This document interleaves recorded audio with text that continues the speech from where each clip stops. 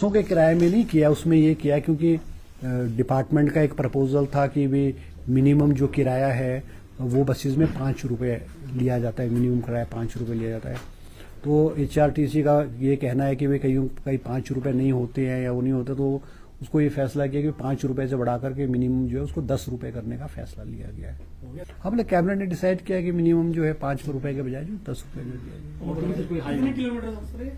नहीं, मिनिमम जो किराया है ना, जैसे पहले 5 रुपये किया था, क्योंकि हिमाचल प्रदेश में पिछले 5-7 सालों से बसेस के किराए भी नहीं बढ़ाए गए हैं और प्राइवेट ऑपरेटर्स है या HRTC है, उनकी मांग है कि भाई इनके बढ़ाए, मगर कभी किराए नहीं बढ़ाए गए हैं। सिर्फ ये मिनिमम किराया जो है 5 रुपये से बढ़ा करके उसको 10 रुपये कर दिया। हिमाचल में डीजल उपलब्ध है सस्ता आज भी।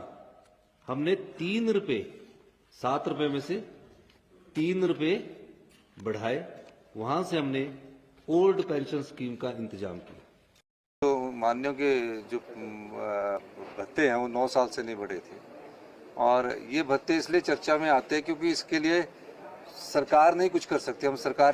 हम तो सरकार है जो मंत्रिमंडल के सदस्य है, वो विधानसभा में ही लाना पड़ता है, 9 साल के बाद बिल आता है। अब चीफ सेक्रेटरी साहब की पे है 3 लाख 3.5 लाख, हमारे सेक्रेटरी DA की पे है 3,10,000, डॉक्टर प्रोफेसर डॉक्टर की पे है 3,20,000। तो अगर इन्फ्लेशन के हिसाब से देखा जाए तो कोई ज़्यादा बढ़ोतरी नहीं हुई है कि एडिशनल सेक्रेटरी के बराबर ही होगी, एडिशनल सेक्रेटरी से ज़्यादा नहीं है, ये मैं कह सकता हूँ। और जो हमारे मेडिकल कॉलेज के प्रोफेसर सीनियर होते हैं उनसे भी कम है, ये मैं कहना चाहता हूँ। बहुत बहुत धन्यवाद। हिमाचल प्रदेश मंत्रिमंडल की जिस रोज़ भी मीटिंग होती है उस रोज़ प्रदेशवासियों को एक तोहफा मिलता है। तो आज की जो मीटिंग हुई उसमें बसों का किराया 25% बढ़ा दिया गया। वैसे तो सरकार ने ये पैसा जो था ये पिछली दफ़ा ही बढ़ा दिया था, ये फैसला पिछली दफ़ा ही ले लिया था, कैबिनेट में पिछली दफ़ा डिस्कशन हुई। सिर्फ ये है कि हिम्मत नहीं कर सके ऐलान करने का। आज जो है 8-10 दिन के फासले के बाद जो है हिम्मत जुटा पाए उसको सार्वजनिक करने के लिए कि हमने किराया बढ़ा दिया है। आपने लोगों की तो मांग ये थी कि आप जो है बिजली के बिल माफ करो, पानी के बिल माफ करो, अब लोगों शिक्षा में जो है लोगों की ट्यूशन फी माफ करो, फलां करो।